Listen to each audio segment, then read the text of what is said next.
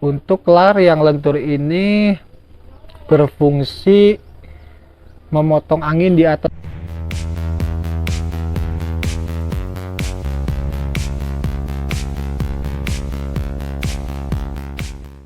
Assalamualaikum warahmatullahi wabarakatuh, teman-teman. Apa kabar semuanya? Semoga baik-baik saja. Kembali lagi dengan saya, MR Pegasus.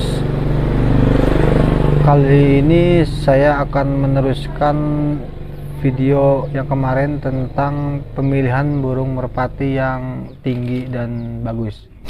Ini menurut terabaan ya guys.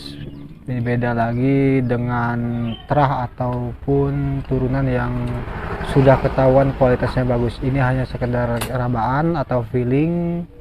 Mudah-mudahan dengan rabaan ini atau dengan ciri-ciri ini bisa kita temukan merpati yang sesuai kita inginkan guys.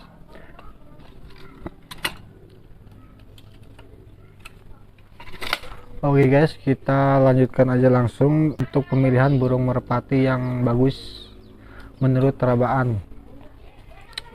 Kita teruskan dari hal yang kemarin, mulai dari bulu, mata.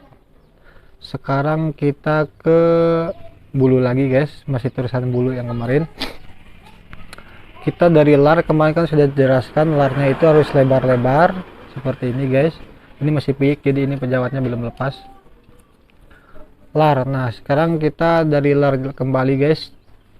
Untuk burung tinggi yang bagus itu agar bisa mudah metil atau turunnya enak, kita harus memilih lar ujung atau lar penjawat yang lentur guys. Seperti ini. Kalau yang nggak tahu lar penjawat itu yang ujung urutan 3 dari ujung ya guys. Ini 3. Ini tuh harus lentur. Lentur seperti ini guys, lentur.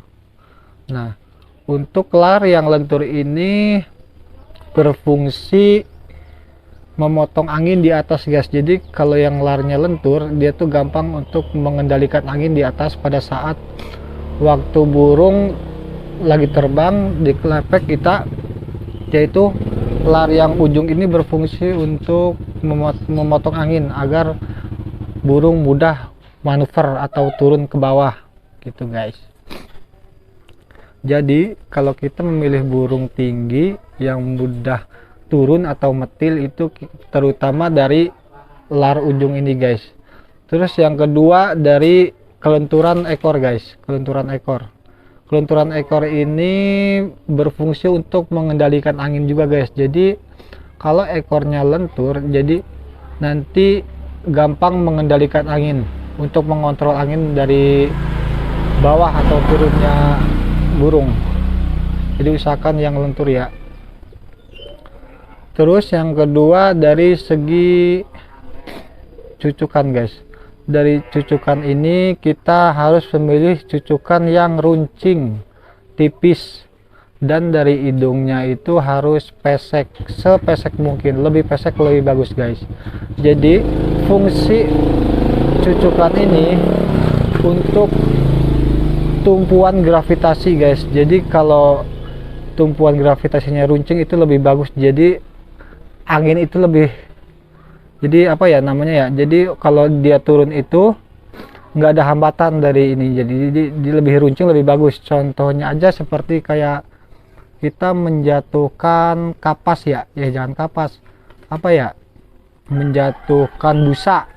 Nah, busa bila kita jatuhkan secara berdiri begini, pasti akan lebih cepat untuk jatuh ke bawah karena tahanan daya gravitasinya itu lebih sedikit. Jadi busa itu tetap akan jatuh lebih cepat guys. Tapi kalau kita jatuhkan seperti ini lebih lebar, dia pasti akan terombang-ambing angin karena ada tahanan gravitasi di sini guys. Jadi dia lebih lambat gitu guys. Jadi usahakan kalau memilih burung itu cucukannya itu yang runcing ya guys, yang runcing seperti ini guys. Oke, kayak gitu. Untuk capit udang, kalau yang nggak paham capit udang itu yang seperti di sini guys, bawahnya tuh diletak bokong. Di sini ada 2. Jadi di sini tulang dada, di sini ada kayak tulang 2 itu yang seperti ini tuh namanya capit udang. Kalau untuk yang pecinta merpati yang udah lama-lama pasti paham lah guys. Ini hanya berbagi informasi bagi yang baru-baru atau masih awam. Jadi kalau capit udang yang bagus atau ideal itu ada dua jenis capit udang ya guys. Jadi capit udang itu ada yang keras sama yang lentur. Kalau saya sih lebih suka capit udang yang lentur, luntur, nempel, agak nempel dikit, agak angang dikit. Itu saya lebih suka yang seperti itu, sebab bila dia turun atau manuver, jadi tekanannya itu tidak membuat burung merasa sakit, karena setiap burung turun pasti capit udang itu akan menekan. Jadi kalau keras pasti dia akan merasa sakit. Itu yang menimbulkan burung tidak bisa turun secara tidak bisa turun sampai nitik ke bawah, dikarenakan dia itu merasa sakit. Jadi kebanyakan yang gios tuh ya kayak gitu. Terus yang kedua, saya lebih suka kalau emang cucukannya keras itu lurus sejajar, jadi nggak lurus nggak nekuk begini ya guys. Kan banyak sekali jenis capit udang yang lurus sama yang kayak gini ke dalam, jadi nempel. Jadi kalau mau keras itu bagus itu lurus tapi runcing ya, itu lebih bagus. Jaraknya juga jangan terlalu lebar ya, sekira satu telunjuk lah, satu telunjuk jaraknya itu lebih bagus, jangan terlalu lebar juga. Itu menurut versi rabaan ya, bukan menurut versi terah. Kalau versi terah itu emang udah ada terah-terahnya bagus, jadi mau capit udang kayak gimana pun ya 80% akan bagus, karena emang ada terah atau darah yang bagus ya guys. Jadi kalau untuk kita yang awam, kalau mau beli di bakul-bakul atau pasar ya seperti itu rabaan. Jadi patokannya pada rabaan kita. Jadi yang pertama itu bulunya harus kering, terus matanya harus jernih, terus bulunya selain kering itu harus bulu larnya itu harus lentur, bulu larnya lentur, terus bulu ekornya rapi juga kayak gini, rapi, lentur. Terus cucukannya merit atau runcing ya kayak gini. Terus hidungnya juga pesek ya guys.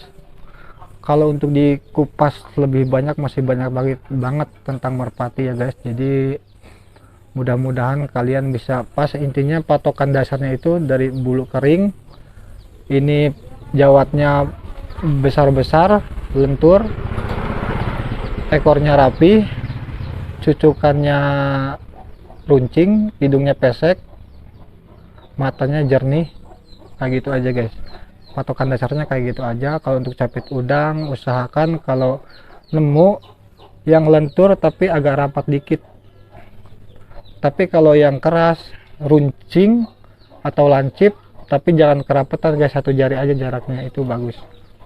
Nah gitu guys, semoga tips ini bermanfaat. Kita lanjutkan lagi untuk part 3 nya di pembahasan merpati sama juga, tapi di beda versi ya guys. Terima kasih sudah menonton, jangan lupa like dan subscribe. Bila ada kekurangan mohon maaf, bila ada kritik dan saran silahkan komen di kolom komentar. Jangan lupa subscribe dan dukung terus channel MRF Pegasus. Terima kasih. Assalamualaikum warahmatullahi wabarakatuh. Bye bye.